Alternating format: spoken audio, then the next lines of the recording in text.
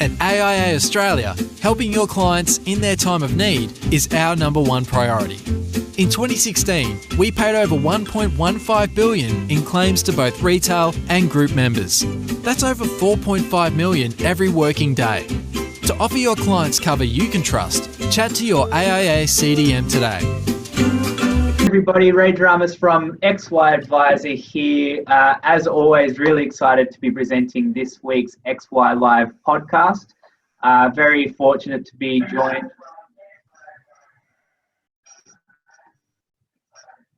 Sorry, a little bit of technical issues there. My apologies, guys.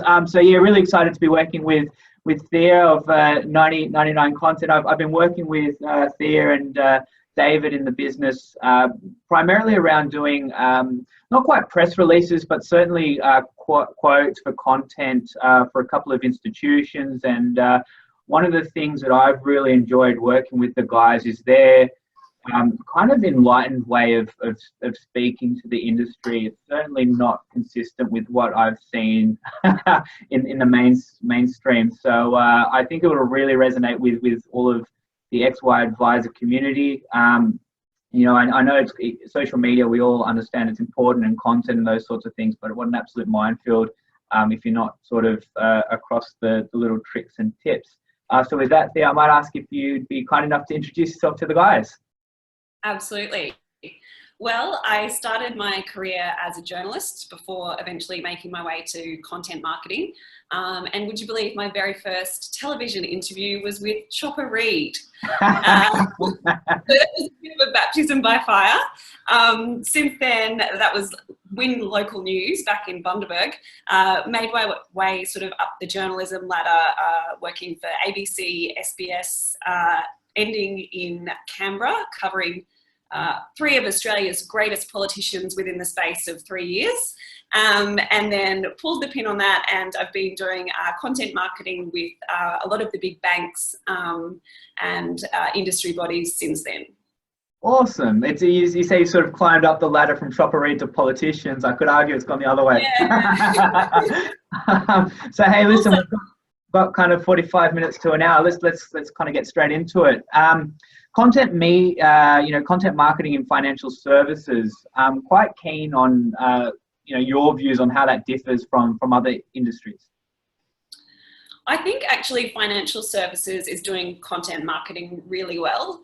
From having worked in other sectors, sort of tech, universities, I think financial services has really embraced this and is doing it well. And I think perhaps one of the reasons is that often you only see clients a couple of times a year.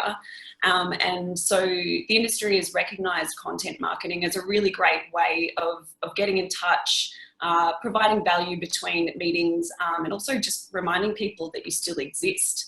And in terms of the value of the content, I think particularly in financial services, there is a real opportunity to provide genuine value. I think financial literacy in this country isn't necessarily great, and people may be afraid or embarrassed to ask questions. So if you can be educating them through your content marketing at the same time as reminding them that you exist, I think that's a huge win-win, and I think the industry is really embracing that. Yeah, you kind of took the words out of my mouth with the financial literacy thing. As the industry kind of moves towards the general advice, scaled advice, we've even seen things like Nod, where you can sort of pay $20 to $50 to get a short answer to one question. My sense is the benefit of being really strong with your content is you're just providing really helpful information that then becomes kind of a lead gen, for want of a better word, into more comprehensive advice. Absolutely, yeah. To that end, what are some of the major things advisors are tripping over on at the moment when they're sort of having a go at this stuff and kind of muddling their way through a blog and pulling their iPhones out and doing videos and stuff? What are they tripping over? So it's content marketing, but I think you've really got to start with good quality content. Otherwise, you can pop up your Facebook, you boost all of your posts, but if it's rubbish content, then it's kind of like putting lipstick on a pig. So I think frankly, a lot of the text is quite sterile and safe. And people have short attention spans anyway these days. So you've really only got a couple of paragraphs to draw people in. And after that, you've lost them forever. So I think instead of writing like an 800 word sort of masterpiece that all your peers are going to look at and go, oh yes, he's very intelligent. I think concentrate on your readers, draw them in with a really strong hook or lead. And so that's just for an idea of what makes a good hook or lead. It's something that should shock, intrigue, surprise, maybe create a sense of urgency or offer a solution. And so then once you've got them hooked, continue to use accessible language, I think. Don't throw a thesaurus at them or try and show how clever you really are or make it a chore for them to read. If you look at the average newspaper article, it's written for 8 to 12-year-olds, and that sounds a bit crazy. But when you read a newspaper, you don't feel condescended to. So I think keep that in mind. It's not condescending, it's just clean, readable, accessible copy. And the other major thing I think is presentation. Even if the words are good, if you see like a wall of text or a crappy stock image, that's a pretty quick turn off. So take, for example, like the SMH online or news.com, you'll see the way that they set out the text is every sentence is a paragraph in and of itself. And you can't scroll down more than an entire page without seeing a little subheader. So that kind of thing that breaks up the text, it's not a wall of text, and white space is really good in that sense. In terms of the images, I think stock images, as I said, they look a bit crappy. Don't be afraid to use them though. Like you can really jazz them up if you go on a free graphic design type platform like Canva or something. You can personalize them to the story. So put a hook over the top of the image in a clever way. Or I think laterally. So say you've got a blog piece about tracking the success of your business against your competitors. Don't have a guy, like a photo of a guy sitting at his computer with his coffee looking like he's contemplating a bathroom break. What about like sprinters at the start of a racetrack about to take off? That's really dynamic, but it still fits the brief of tracking your performance against your competitors. Cool. With the Canva thing, I was going to suggest for the guys who've not heard of it before, absolutely jump on it. It's a real cool way of looking like you know what you're doing. Yeah, sure. And, with the stock photos, something that I'd come across that again might be of some interest for the guys is a Medium blog called Stock Photos That Don't Suck, and it gives you about 10 different links to some really, really cool, interesting things. So yeah, I mean, there are a couple of things that I guess advisors can kind of take into their business. Have you sort of seen any sort of low-hanging fruits or little cool tools that advisors can sort of play with today?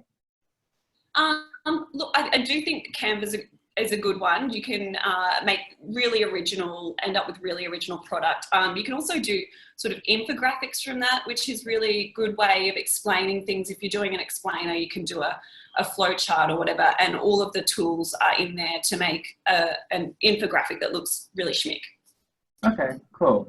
And with content, I know it's a bit tricky. The industry's in a bit of a transition phase where we've certainly got two schools of businesses where you've got the traditional style of model where people are relying on referrals with lawyers, estate agents, and the like, and that that's served for quite a while for the industry.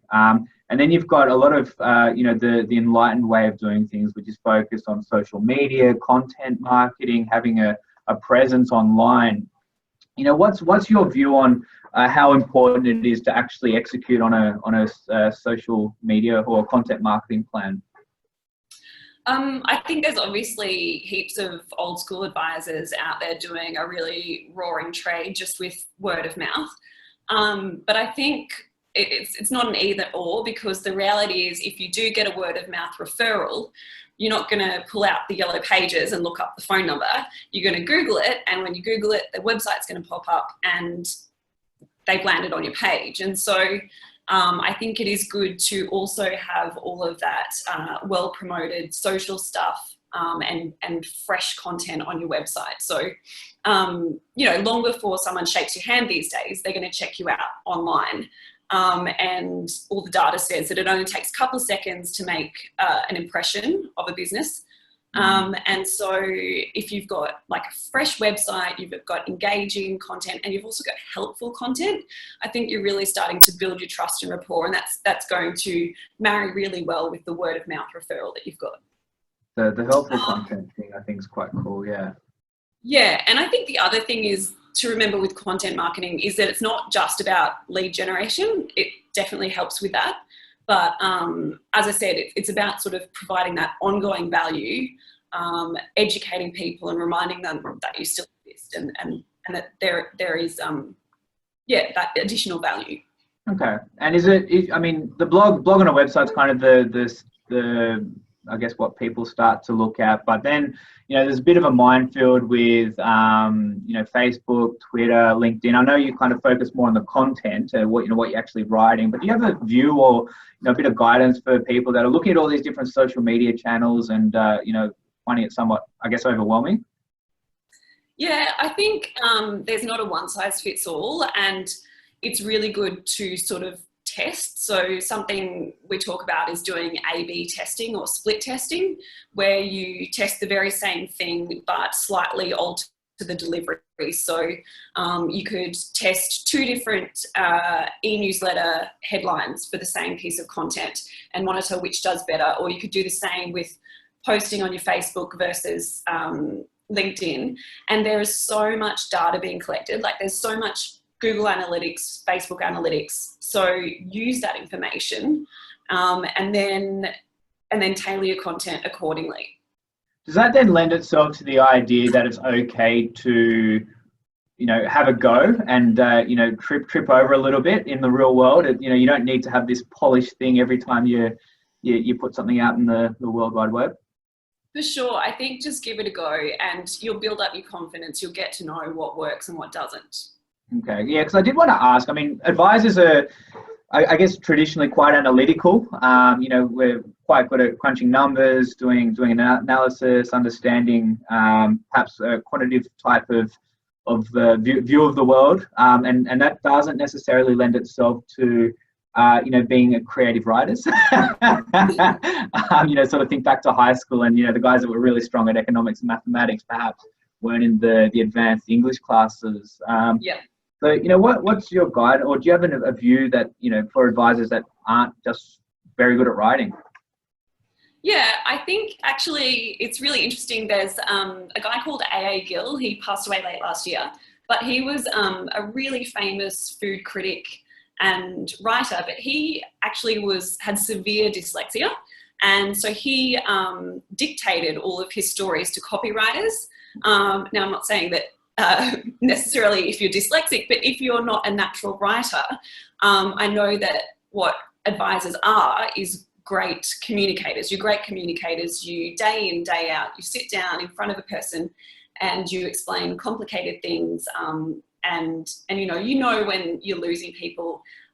So I think take that strength, that verbal communication strength, and what you can do is sit down maybe with a junior staff member with maybe 5-10 questions that will help fill out this content idea and talk them through, talk it out, and then get that tape sent off for transcription. It's like if you've got a 20-minute tape, $10 on Fiverr or something like that.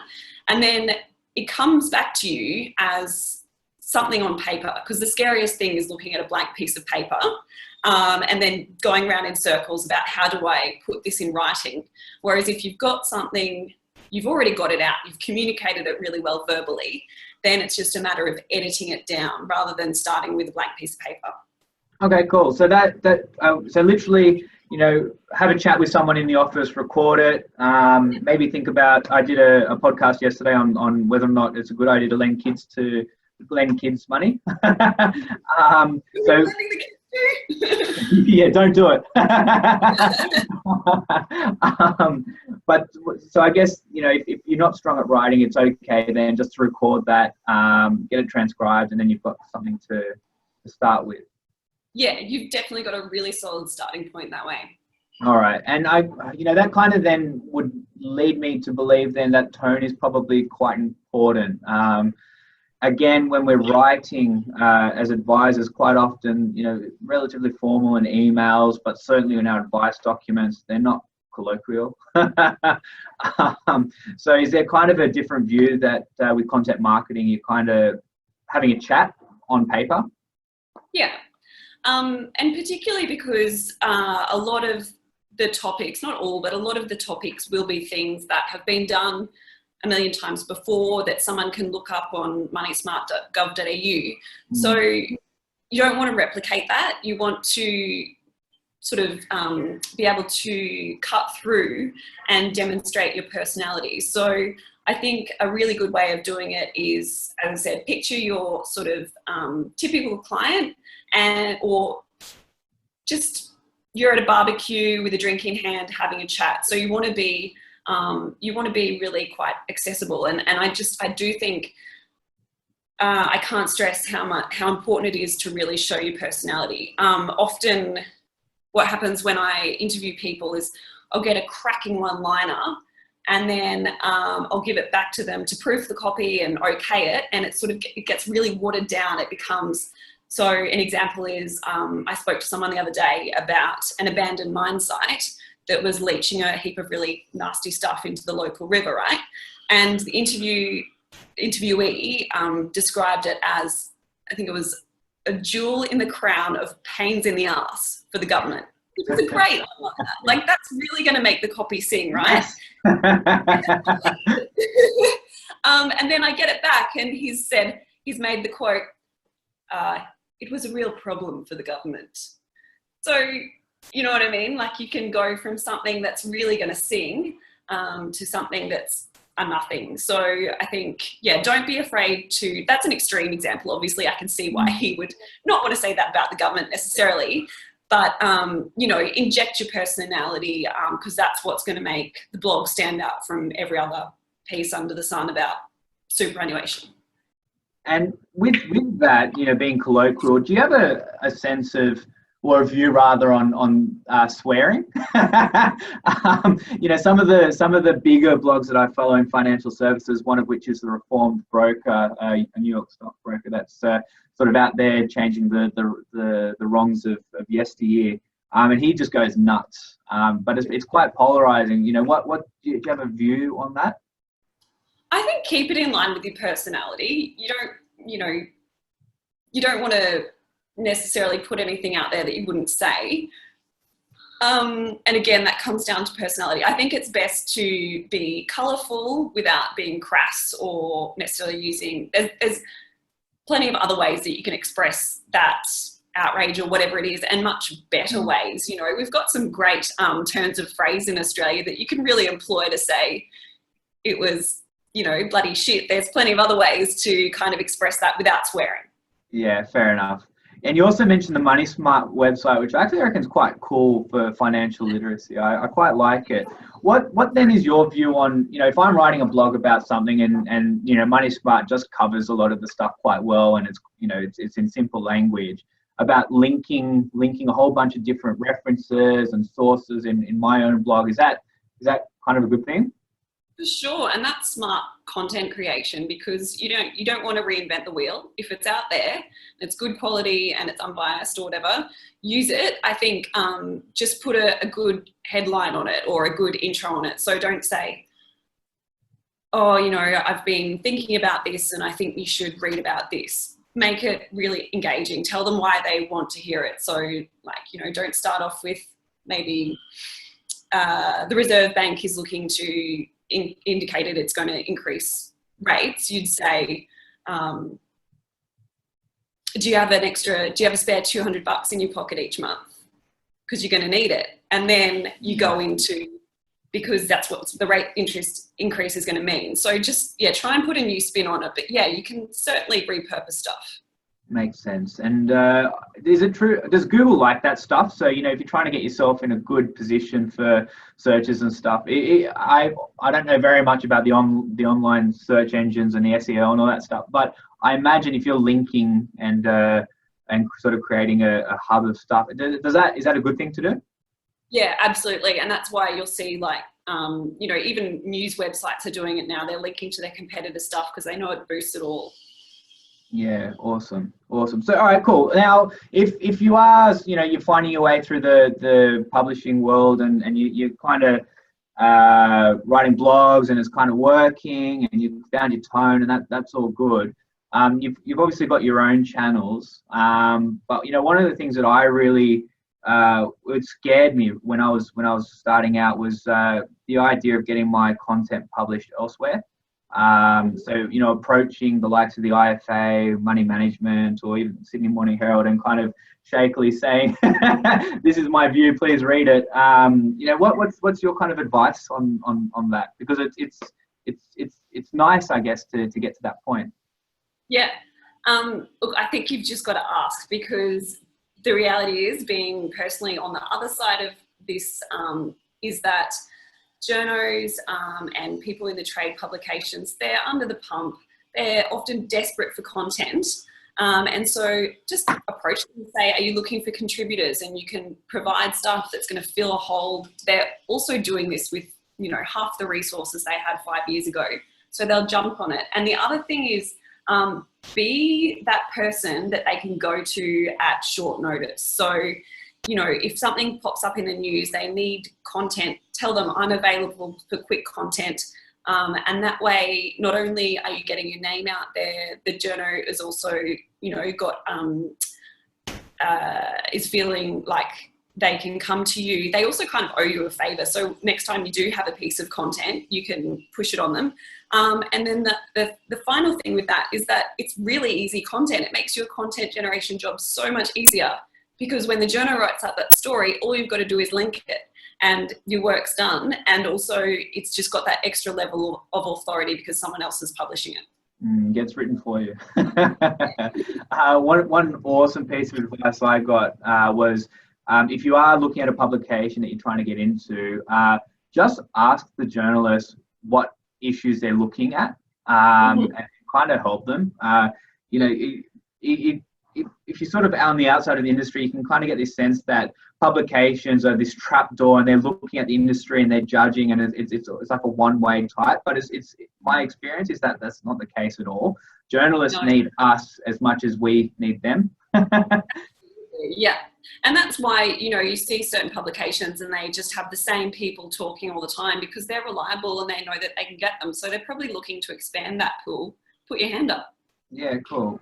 All right. So what are some simple ideas that advisors can use to kind of spice or jazz up their content? You know, I quite like, personally, I like the top 5 ways to save money on, you know, a school holiday or whatever, you know, but what other stuff is there? Yeah, listicles are great.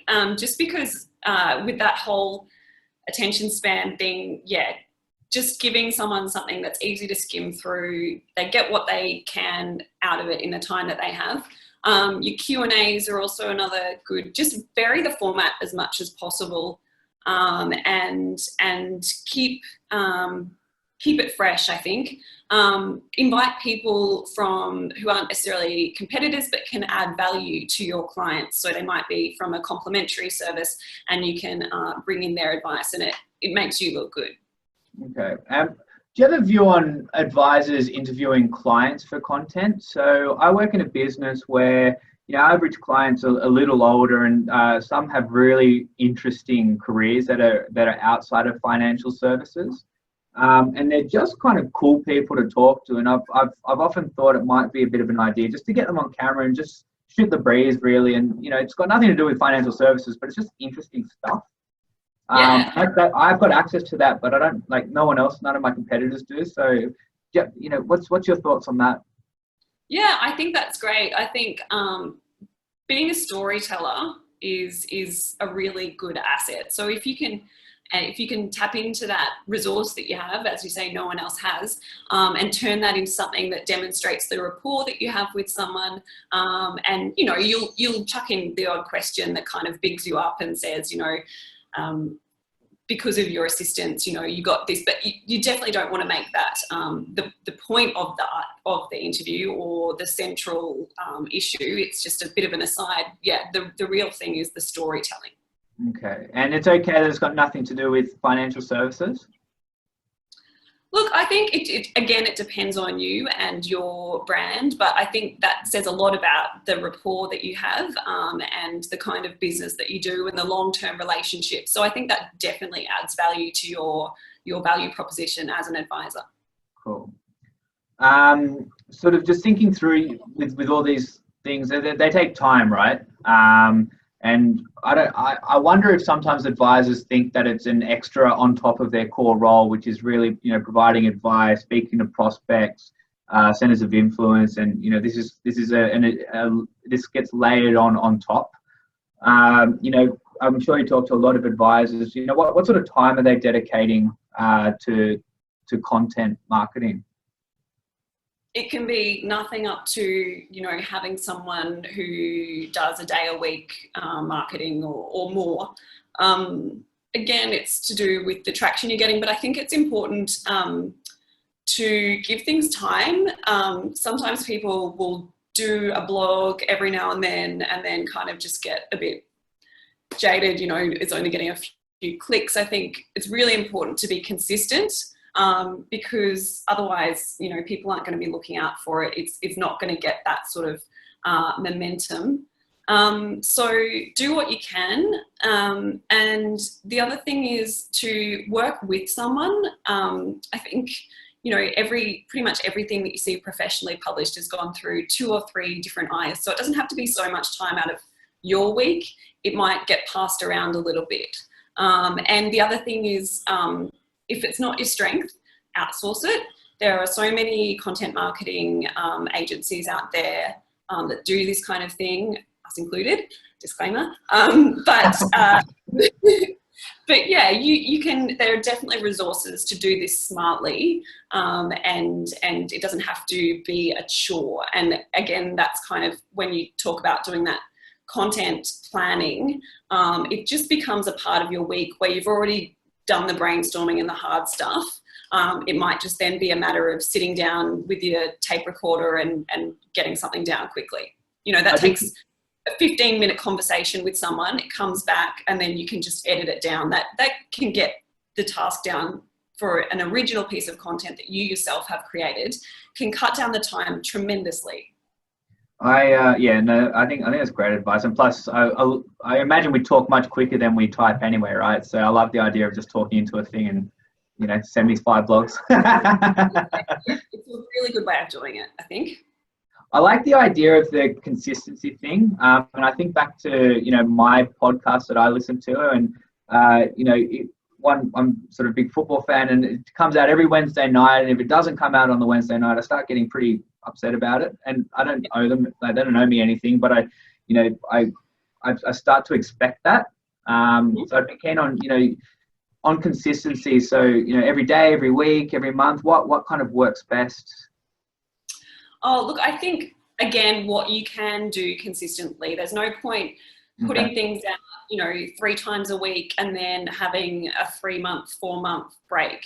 So keep it doable, and craft your content with that in mind. So, it might be 1 original piece a month that you get time to write, and then a little bit of outsourced content that you've bought that you can personalize or publish as is, and then maybe some sort of reposting, sharing, that sort of thing. So just from the start, work out what you can commit, and then be consistent, because it doesn't look great if you land on a website and, there's been a heap of content and then nothing for 6 months to a year. Are they out of business? Have they gone on holiday? Like, what's going on there? Yeah, I came across a website and it had heaps of content, which I thought was quite interesting. I started trawling through it, and it was kind of monthly up until maybe June 2016, and nothing since. and it's just a desert. I'm like, whoa, like, I wonder if it's better just not to have anything. Yeah. I think, keep it consistent and just be prepared to give it some time and look at those analytics. They're really, really useful. It can help you prioritize the time that you do spend. That makes great sense. We've got a couple of questions towards the end about how to stand out, which I'd be keen on understanding. But something that just came to mind, I'd love your thoughts on how advisors should respond to big financial events. So, one of the things that come to mind for me is the federal budget. Mm-hmm. As soon as the budget comes out, the next day, me and everybody else in the industry are running around blogging, doing videos.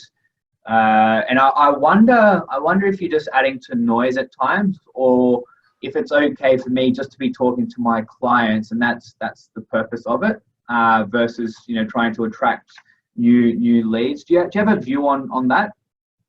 Yeah, I think there is so much out there after the budget. I do still think that there is a role for advisors to sort of play as a trusted spokesperson who can sort of cut through. So I think probably just keep it simple. So my top 5 takeaways from the budget are this, and this, and then have sort of a case study or an example of what that actually means. Don't have legislation has been introduced to reduce to blah, blah, blah, then the name of the act, or, they're planning to introduce that. Say, this is what it's going to mean. It's going to mean that, when you fuel up your car, it's going to cost you X amount more each week. That adds up to this over a year. Or, just make it real, make it cut through all of that jargon. And then once you've done your top 5 or whatever, link to good articles. It's that whole thing, don't reinvent the wheel. Just find what and then it could be Ray's top 5 explainers to get your head around the budget. If you only read 5 articles, read these. I think one of the main themes that you've kind of been talking about today is making sure your personality is coming out, which makes sense, right? Are you sort of finding that that's how advisors are making their content or their copy stand out from the others, or is there other stuff that they can kind of do? I think that's probably one of the easiest things to do. And so I think that's a good go-to. And again, it provides that sort of continuity of service in between your appointments. And it doesn't, yes, personality is really great, but just being personable, making it accessible to people. Okay, yeah, it makes great sense. And then I guess finally, there's a lot of content marketing which involves writing articles. What are some writing tips? I guess we like practical stuff that people can just take away. So we've got Canva. The stock photos don't suck, which I encourage you all to check out. What are some other kind of key things that you'd encourage everyone to take away from today? Yeah, I think it's kind of the stuff that we've been going over. It's making it personable, making it accessible, not talking down to people, but definitely talking in a way that you'd have a chat to your mate at the barbie or whatever. And don't be precious with your writing as well. I think that's really important. Get it on paper. Often I'll write a piece and it'll be, double the expected word count or something. So a good idea is to get it down on paper, walk away from it for half a day and come back with fresh eyes, sit with it over a cup of coffee. And if there's anything in it that doesn't directly serve the purpose of the blog, cut it. You don't want it to be over 500 words. To be honest, you'll be lucky if people get that far. So, keep good stuff at the top. You still want your call to action at the bottom, but yeah, definitely just cut the fat as much as you can. And that's where it's really good to have someone else to cast their eyes over it, preferably someone who, isn't in the know, who is maybe approaching this a little bit green. And then they can give a really good view on how accessible that is for your average client. And I suppose adding to that as well is asking journalists what their what they need help with. You know, it's kind of an interesting. It's so simple. The best ideas are often so simple, but just to ask. Yeah. And I think another important thing is make sure there's enough meat in the article. It's a really fine balance between giving someone some real value so that they get to the end of the article and they think, oh yeah, I've learned something. But you don't want to do yourself out of a job, obviously, and you're not going to buy anything you put on paper. So be prepared to share, be generous with what you do put in these articles, because they're going to come to you anyway as the expert to implement it. But you're not just teasing them with a cute, headline or whatever. You're actually giving them value. I have learnt that, people, and I think the XY advisor community is quite different. People are sharing all their IP. It's really lovely, but I think, you don't necessarily need to do that, in a way that you get concerned. I think especially with clients, you can really show them your rationale and what you're considering and the tools that you're using. And people will still come and have a chat to you anyway, because, it's the whole thing of, you could probably get a tax return done yourself, but having a professional sat over and just making sure that you're not doing yourself a disservice gives you that surety, right? Yeah, absolutely. And if you are thinking, for example, of doing your tax return yourself, you read everything that's involved and you think, okay, I've made an informed decision. I am actually going to get someone else to do it. Yeah, makes wonderful sense. Look, Thea is in the Facebook group, as is David, her business partner. So if you've got questions after today, I'd encourage you just to spam the Facebook group, ask away. The guys are really generous with their time, so I'm sure they'd both be very happy to help and answer any questions that you have. But Thea, thanks so much for your time. It's not often we get access to someone with a resume such as yourself, and applying that to financial. Really stand out. I'm sorry? I think Chopper really made it stand out. Yeah, absolutely. Look, thanks, Thea. Really appreciate it, and I'm sure you'll get a few questions on the page soon. Great. Thank you for having me. Thanks for listening, everybody. And just before we wrap up, I do want to thank AIA. They're our partners for the podcast this year, and they help and make this possible. So a big thank you to the guys down at AIA. Thank you, and we'll see you next week. Thanks, everybody.